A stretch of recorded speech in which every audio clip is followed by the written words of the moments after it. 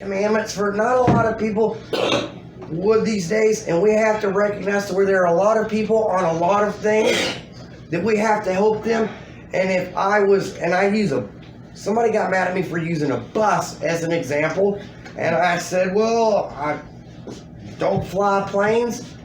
I'm not a boat captain, so I use the bus because it's more of what we see these days. If you let people on, if I was to let somebody on that bus, what if somebody was to hurt one of the members of this crew? What if somebody was to do something? I can't allow people like that in my life to hurt the progress of what I'm trying to do.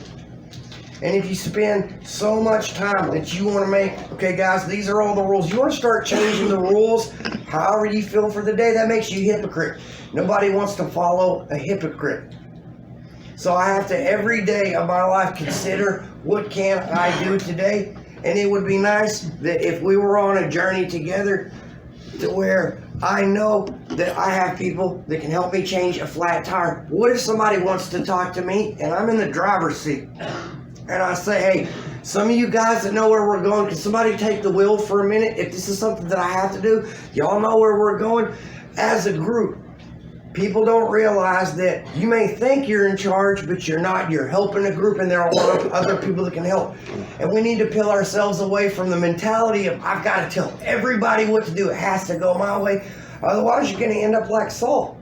Saul was so disobedient. God basically came up to Saul and said, I got to take those keys and that license away from you. You're not making a difference.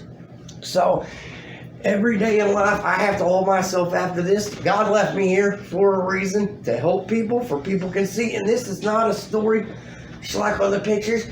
God left me here for a reason. Can't we use something motivational out of it? I don't want pity.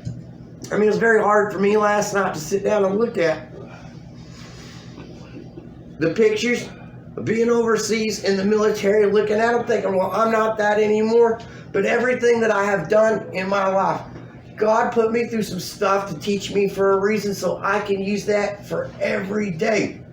And not a lot of people, unlike the people of this group, we all see something that maybe we just don't like at the moment, but we have to help each other. We need to help each other the way that God left us here to help us. And if we can all tell ourselves, I have to be here for a reason instead of out there. Amen. He's given me a chance, just like I was telling one of the other guys that told me about some of the stuff he'd been through. And I pulled out of the book of Jeremiah. And I want to add the scriptures with the stuff. When you take sociology, psychology, philosophy, and then you dig into theology, sometimes you have to tell a story on a level up to where people can understand. Otherwise, I'm just basically rewriting the Bible. God did not put me here on this earth to rewrite all the scriptures, but to maybe explain to people that can understand. And it takes people who can cut out racism, wanting to be a bigot or whatever. And I have to look at my life. I had somebody tell me a while back, Justin, you seem to be kind of sort of anti-racist. Well, the color of a person's skin doesn't matter, because last time I checked, I was 20, about to turn 21. Time for us to go to Afghanistan. To my left, my right, my rear, I got blacks, whites, Hispanics, Asians, and not a lot of people until you're stuck in a position to where our skin color doesn't matter. This American flag and this combat patch, we're here to help each other. Not a lot of people will realize that until they're stuck in a position to where it's life or death. I'm not overseas trying to destroy as much as I can. I'm trying to get everybody home. That's right. Those men to my left and the right, that's somebody's brother, somebody's dad, somebody's son, somebody's nephew. They are somebody that somebody at home cares about. Let's all do our jobs and all come home alive. Let's make a difference together. We can make a bigger difference in numbers. And we have to be very, very careful. If we want to drive, I have to drive the right, correct way. I need to learn about the situations. I need to prepare myself and anybody that's in that group. I want to know that they ain't going to hurt or hinder any of the people. I would never want to do nothing to hurt anybody in this room, in this house. Now that I just now realize we got people in 2 rooms. Don't forget about the people in the room back there just because I'm up here. Somebody stole my seat while I was up here. I try to use inspiration, humor, whatever I could do for people to see who I am. And I thought it was hilarious when the medical crew looked at my parents after they pulled me out of the bed, coming out of the coma, put me in a wheelchair, and it took about an hour for my brain to start working, start remembering everything. And when they said that I'd never walk or talk again, take a person like me and like, oh, so you're daring me? Sweat and tears running down my face, fought my way out of that.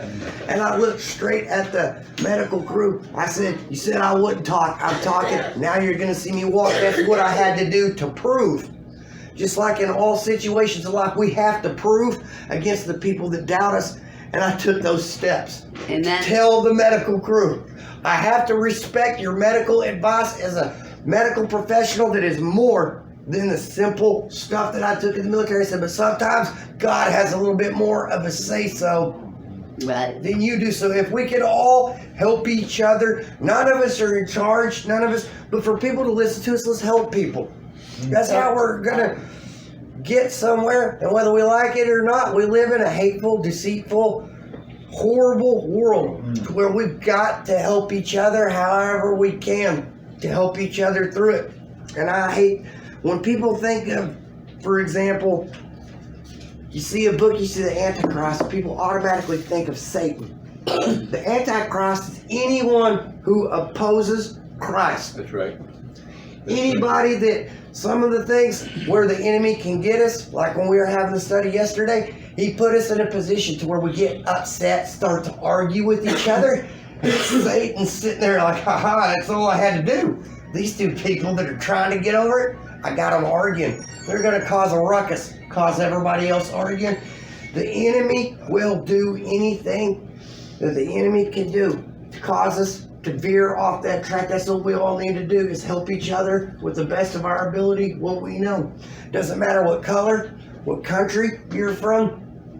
He's got us all here. We need to help each other, and that's the only way that I can think of how we can help each other is get on the right track, treat the people that are with us the best that we can. Consider other people's feelings, the situations they're going through. I'd rather help a person than to look at a person and walk off. Maybe that's my personality, and even before the accident, it's been my personality my whole life.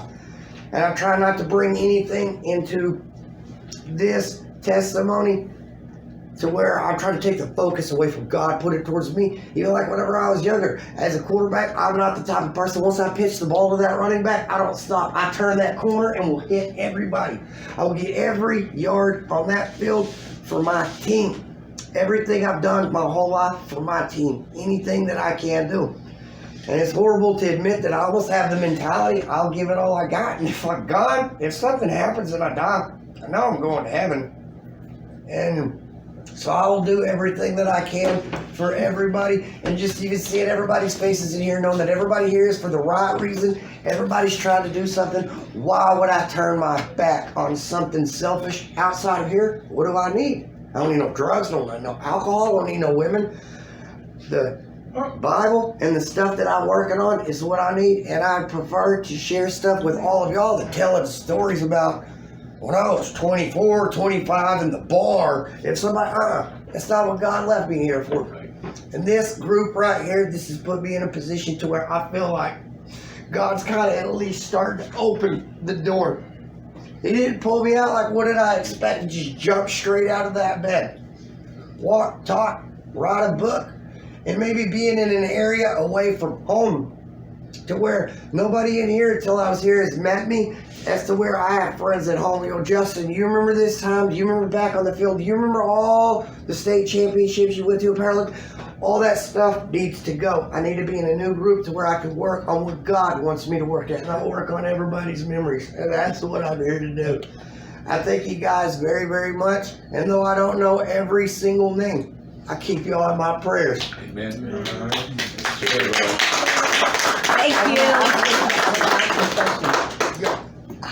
How did you get in a coma?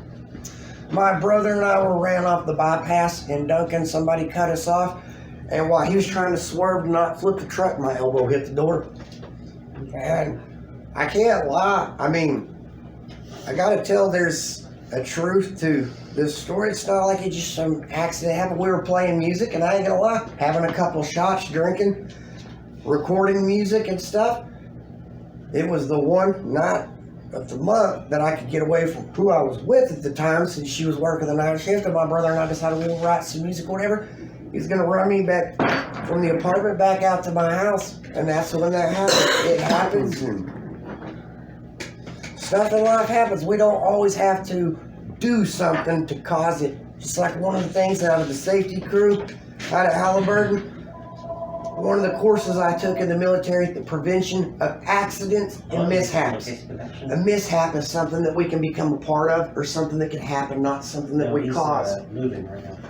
So, When that happened, Justin, when you met at God, you progressively let God back in your life, or did you already have God in your life? whenever I came out of the coma, Yeah. and they put me, I looked in the mirror, and after all my thought process and talking, seeing my family and everything, I knew immediately that God left me here for a reason. And it's horrible when you come out of a coma, and I'm thinking, did something happen again overseas? What happened?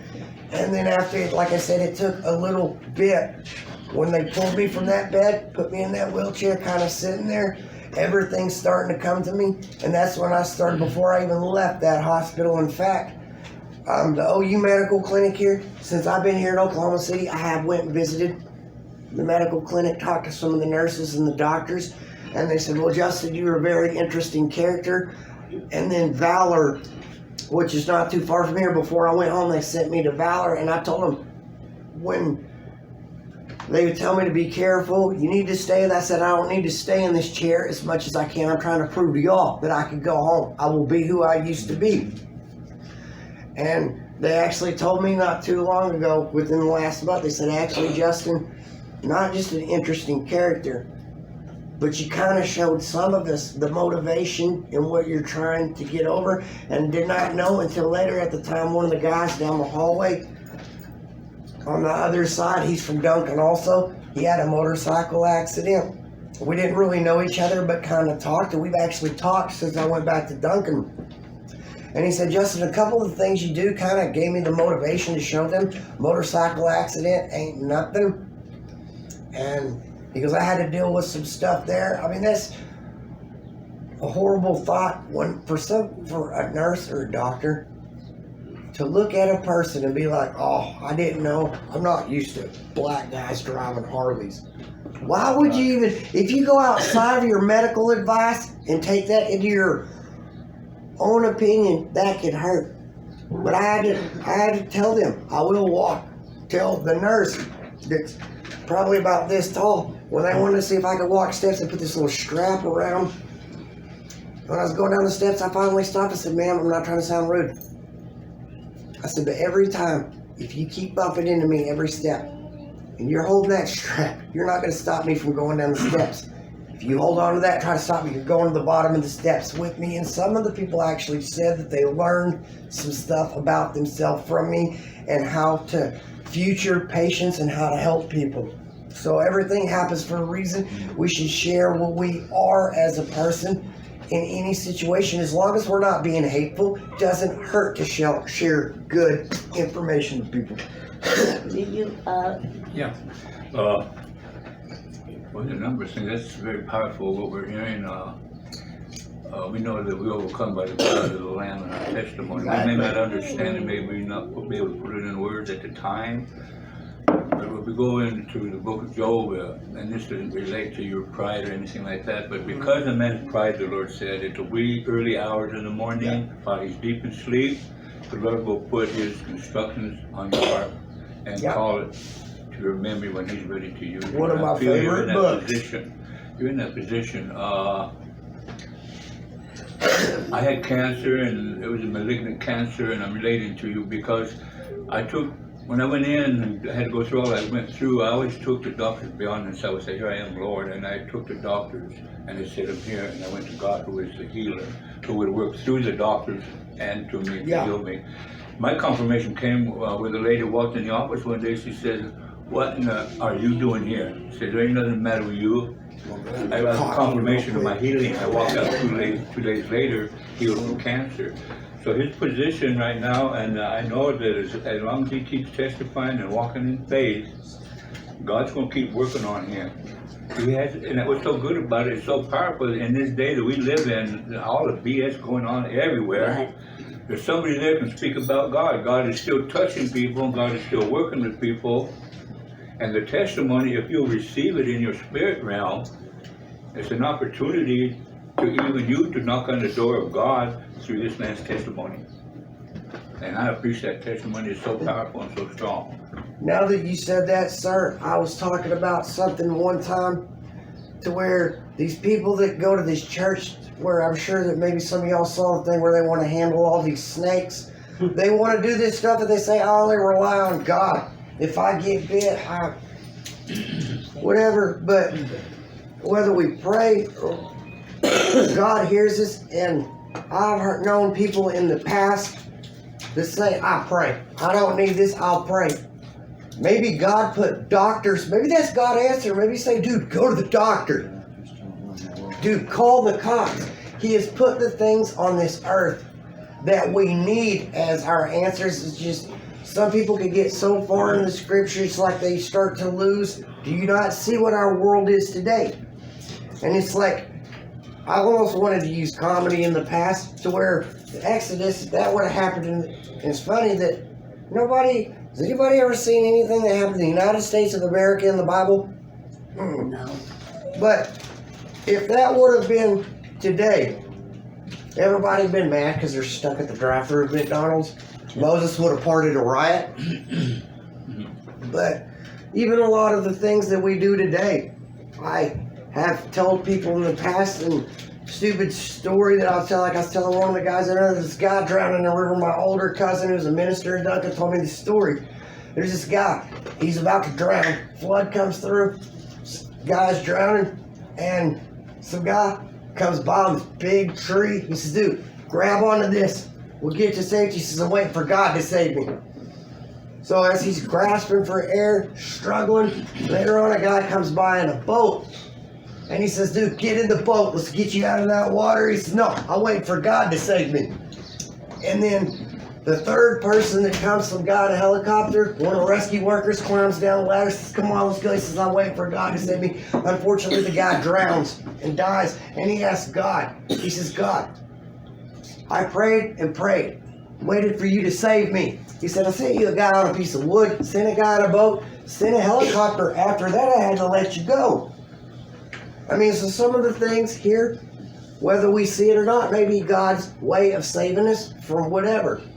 He will put the things in our life based on how we can handle it in our modern society. There's a little story I want to say, and then I'm going to be quiet. There was two young boys. One was a Christian and one wasn't a Christian. And they, the one that was a Christian, his dad owned a boat, and they're going out to the ocean. They want to go enjoy it, do some fishing. Well, while they were out there, a storm came, a big storm came, and they found themselves in trouble. It was a matter of life and death. Well, the young Christian boy and his friend were standing there, and the waves came over the boat, and they knocked the Christian boy into the water. His dad went over and got that tire, and he's going to throw it to his son. And his son hollers back and says, no, Dad. He says, I know where I'm going. Throw it to my friend. Well, he threw it to his friend, and he pulled him into the boat and saved him, but his son died. And the man was telling the story. He was a very old gentleman, you know, and while he was telling the story, the tears were just rolling down his cheeks. And finally he got to the point, he says, I was that boy. I was that boy that his dad threw the tire to me. He became saved, he became a preacher of the Word of God. So we never know, through our obedience, what God will do. We can't turn around and translate everything that God does. We have to take it by faith. But if He deals with us in the spirit realm, we're going to know we've got to do something. Like you know you've got to do something. We have integrity of mind, that we can change our mind. That's not integrity. Integrity of the heart, God looks at. We can't change that. We've got to do what we've got to do. Exactly. I think maybe there's a lot of people to where in this world, a lot of people want to give up so easily because they get frustrated And it's like something I was telling somebody, well, look at all these high school football players. They battle it out to the end of the game. Say it's 13-7 or whatever. They'll stick it out to the end, having faith that their team can pull confidence up to win. How many of us have pressed through the most horrid, close quarter, suppressive fire, combat zones with everything going around? And it's like, we've got to do this, but when it comes to God, people just want to give up so easily. We can put our faith in all of these things, but yet when it comes to God, we give up so easily. And that's what I'm trying to teach myself right now, Justin, all these things that you've done in the past. Maybe it took me some time to realize that maybe I'm not physically picking up somebody with bullets bouncing right past me. Maybe I'm not leading anybody here to the end zone so we could get that win. Maybe I'm trying to lead people to God, but to give up on that after some of the things that I've done, that would make me feel like a hypocrite alone if I was to say something and then not live by what I'm saying. Our world is so full of people that I think most of us, if we saw somebody saying something good, and then all of a sudden at the last minute, you see them going out doing all this stuff to where we tell ourselves, yeah, maybe this guy's not legit. This is 2019. And Well, it's the opposition of the team that helps you get to the goal line. The ones that are coming against you, the ones that are trying to stop you, give you that initiative and that goal power to reach that goal line. So those things count in our life. You should count them as blessings. The opposition, the persecution. How do you think the disciples made it? Through the persecution.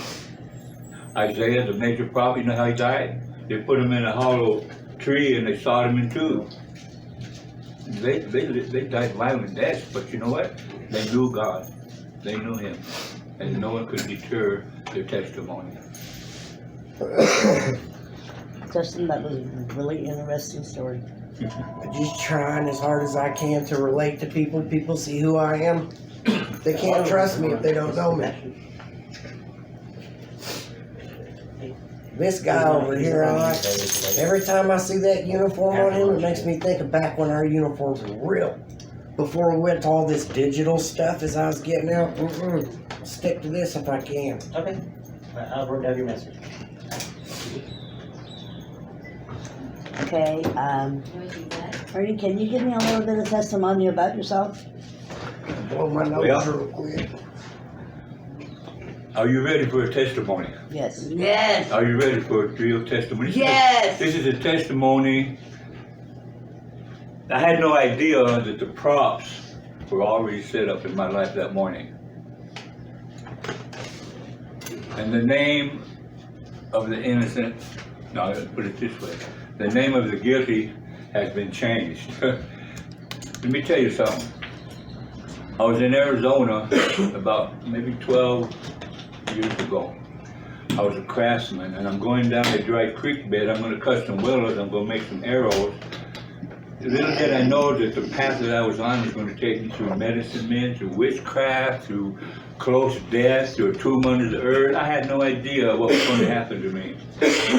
I'm walking down that creek bed and I always carried a knife. But for some reason I had a little flashlight on my back side.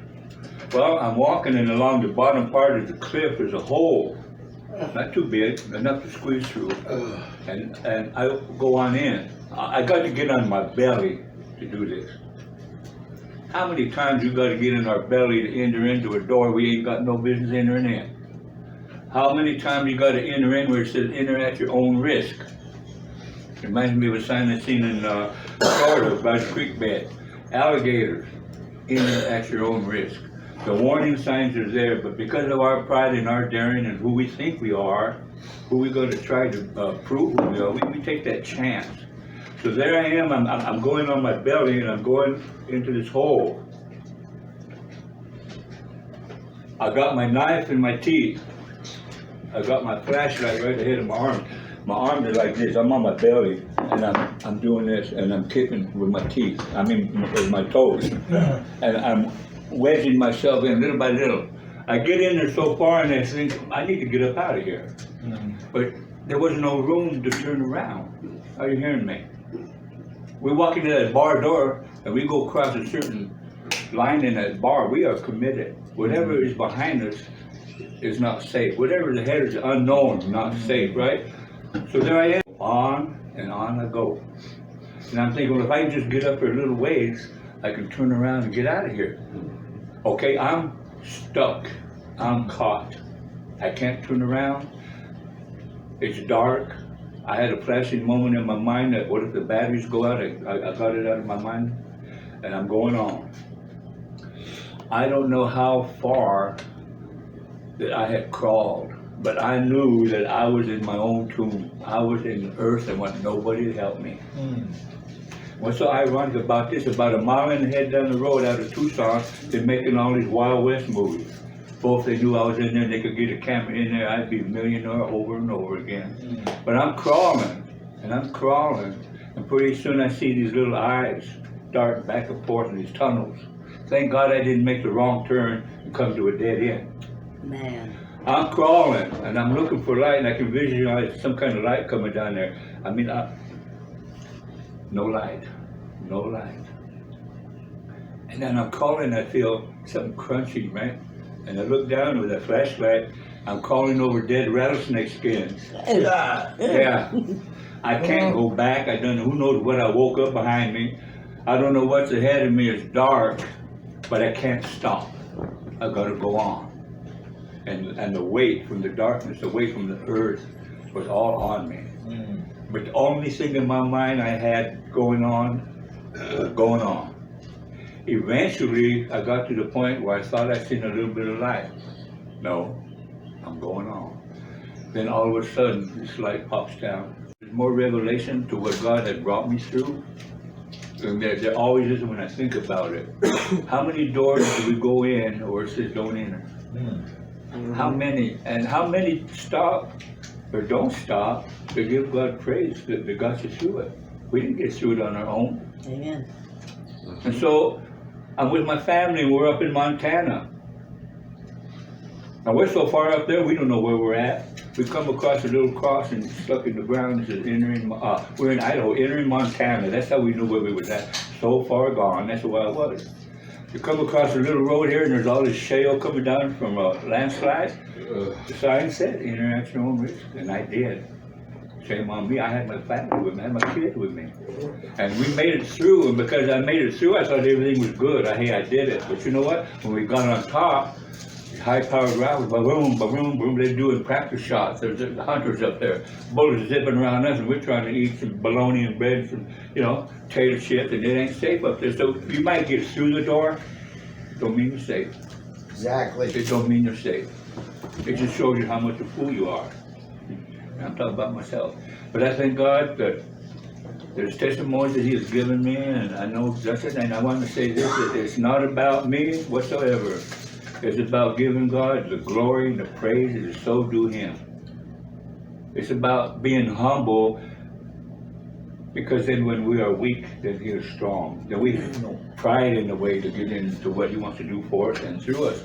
Just and keep on keeping on. Keep on keeping on. We're gonna keep on keeping on, because there ain't nowhere to keep on. That was pretty good. I tell you what, when I done them arrows, at that time I wore a medicine bundle. A what? And this woman, they call her La Licha, that means she means a leech. She's a leech, La Licha. Pero curandero, no está bien. A medicine woman was no good. Okay. She seen me coming in a bottle of water on her desk. That's another testimony. The bad is out there too, brothers and sisters. He's out there. He's out there. But them arrows took me from the back in South Dakota with the eagle feathers, took me to medicine people, all kind of stuff. And I'll end it this way. There was a medicine man there. I had a concho, and I told him, and one morning, I had them in my temple. And I'm trying to do something about it. With a girl there, she knew medicine. And she's coming, they got a white sheet, and they put me down on the sheet. She got a glass of water, she got 2 brown eggs.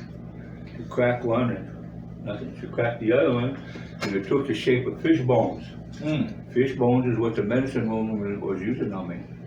So they took me to get cleaned. And the medicine man is doing a consult. I told, whatever you do, don't touch that bundle, man. Whatever you do. Well, 2 weeks later, his son that never drank was an alcoholic crawling around on the floor in his house. He lost all his pickups, he lost a brand new home, he lost all his horses.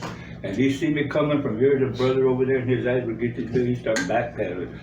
I didn't do a thing, I just told you, don't touch. How many times we touch things we ought not to touch? And then we gotta carry the consequences with us, and it's gonna affect people around us. I like what he said, because you know what? The tower of God, and my God lives in me. Who am I associating with? It's going to help me build that tower, and who's going to help tear it down? What kind of people am I hanging around with? And I say, this is the tower of the living God. It's kind of crooked, I would say, if I'm not doing what God called me to do and trying to do the best I can do through the power of the Holy Spirit. I can't do it without Him, and neither can nobody else. So who we hang with is going to determine Exactly. if we're the leaning tower of Pisa, or we going to be that straight tower of the living God. It's not a joke what we're doing here. The 10 Commandments are in effect and always will be. The Sabbath day worship is a day that God put aside. Genesis 2, verses 1 and 2. 6 days He worked, the 7th day He rested, sanctified it, made it holy, and He tells us in the Commandments, remember the Sabbath to keep it holy. You want to get home to heaven? Get into Sabbath worship, get into your 10 Commandments. You hear God say, depart from me, you workers of iniquity, you lawless people, you're not keeping the commandments. Pay attention.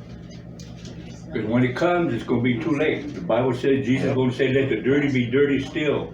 Let the filthy be filthy still. Let the righteous be righteous still. Let the holy be holy still. The day's coming when there's going to be a cutoff. More people going to hell than heaven.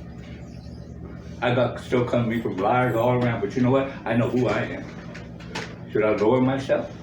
No. I try to ignore myself all the time and I can't. I come here because of the testimony. I get fed here. I love coming here. Thank you.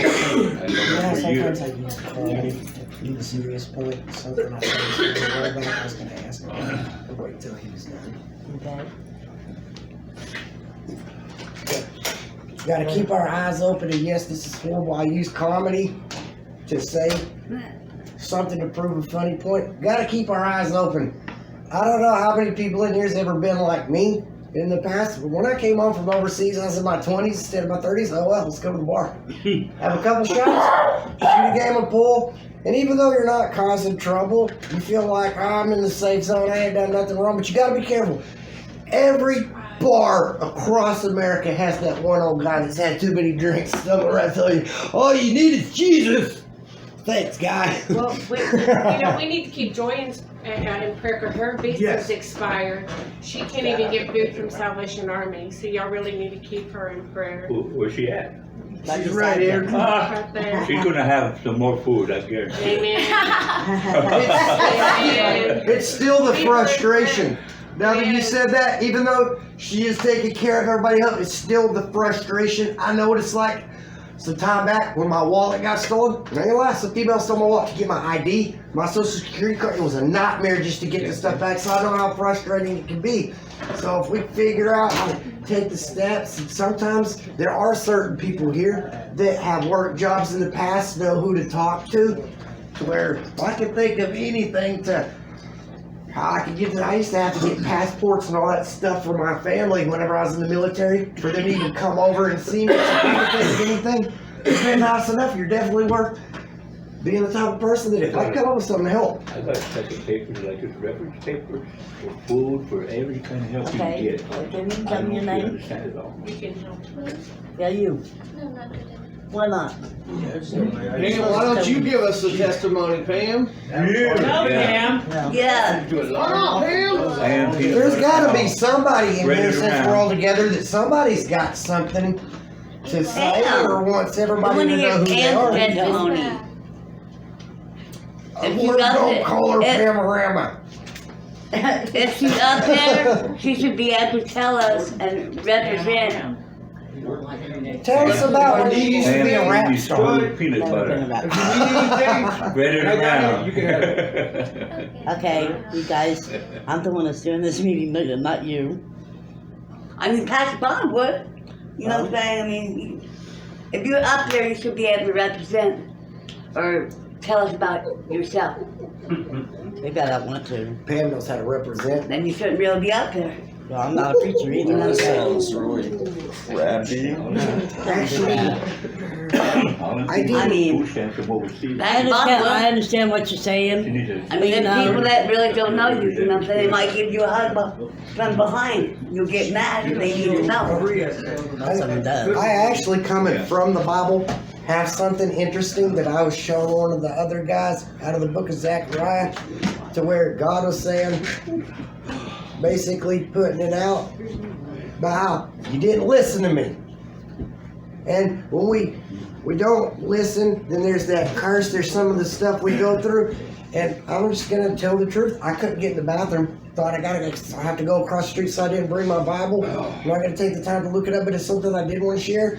That's the word God's like, you didn't listen to me. How can y'all not listen to me? How can you go over this list of all these questions? So we end up in this spot to where maybe God is not trying to destroy us.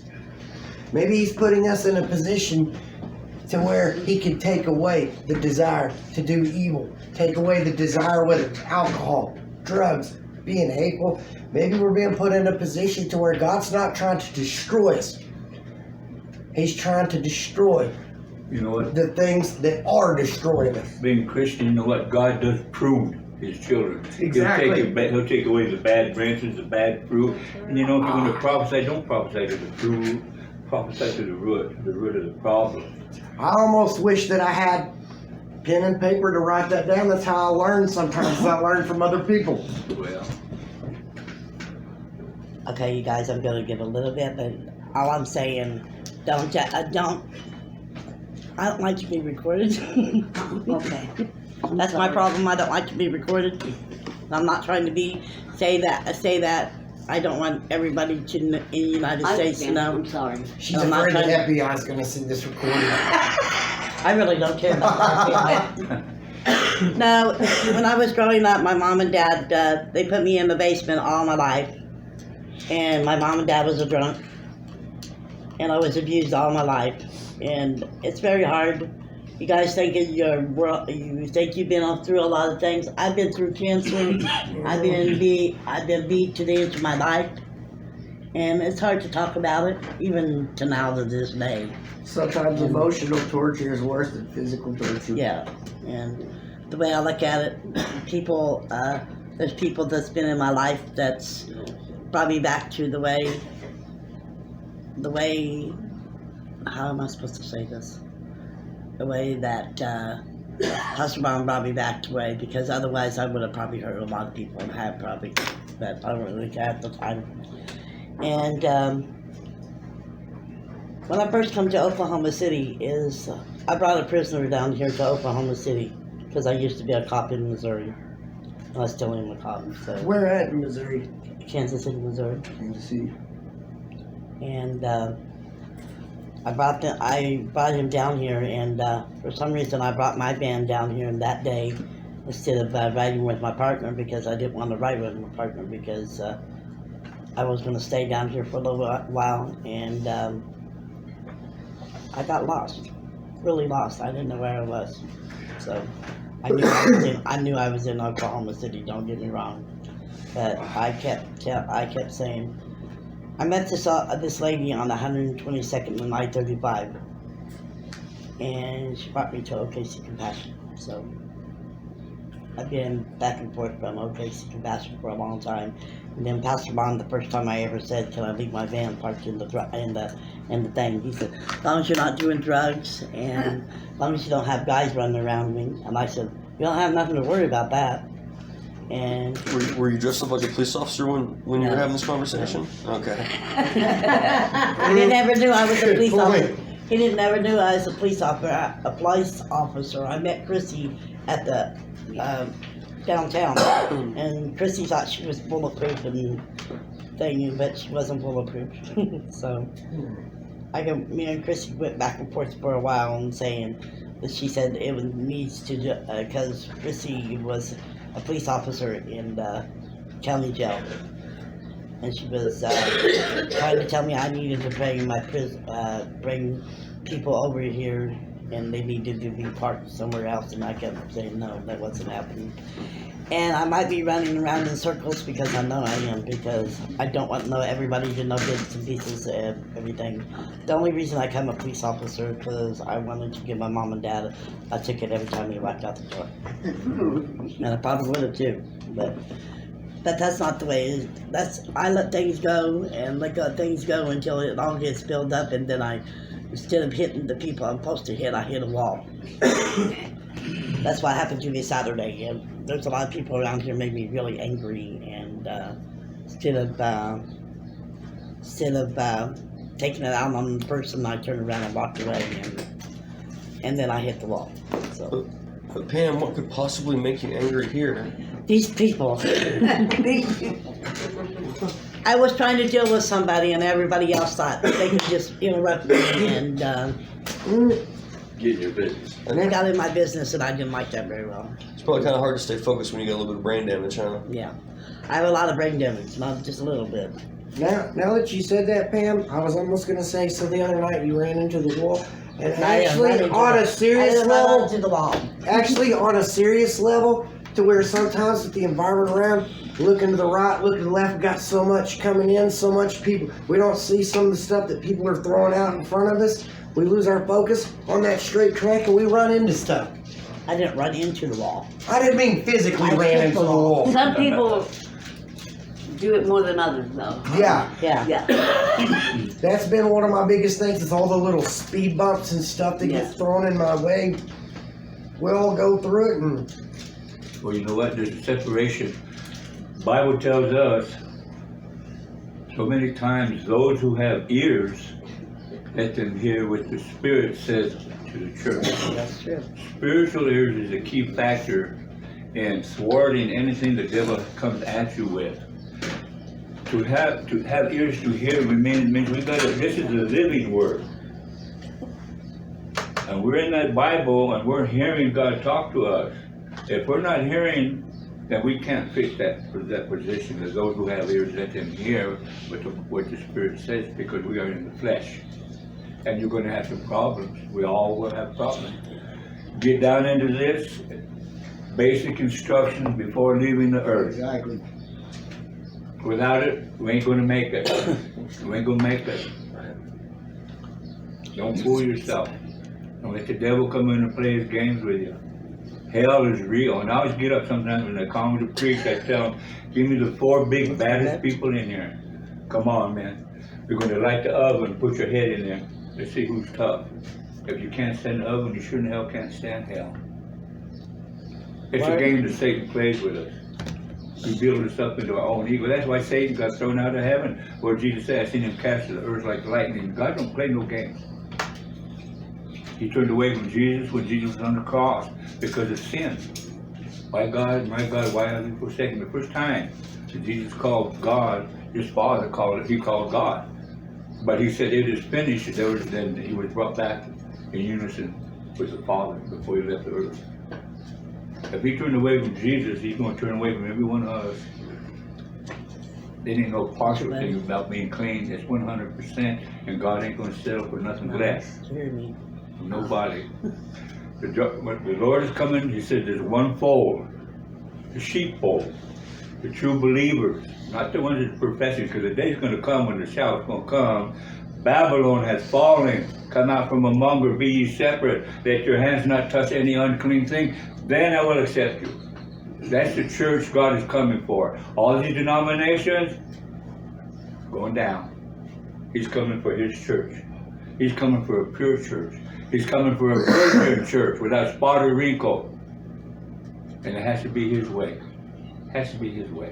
Is there any other way? How beautiful it is to walk with God. now that you said it that way, there are too many people that think, and I don't ever speak out Christian, non-denominational. I believe in Genesis to Revelations, a lot of the church politics, that they want to make up the rules and regulations within the church. Some of the people actually serve the denomination Of course. before they serve God, and you just put that in perfect words. God does not want us to serve our denomination, He wants to serve It Him. was not denominational. Plain and simple. Okay, Laura, you had your hand up. I was gonna see if I could sing. Oh, We always like hearing you sing. Yeah. Almost the way she's singing the other day, I almost wish I had a guitar. Play something for her while she's singing. She's got a good singing voice. okay. I guess, Laura, if you want to sing, you can sing. And then after this, can CJ, will you give the benediction to get out of here, please? Sure. Thank you.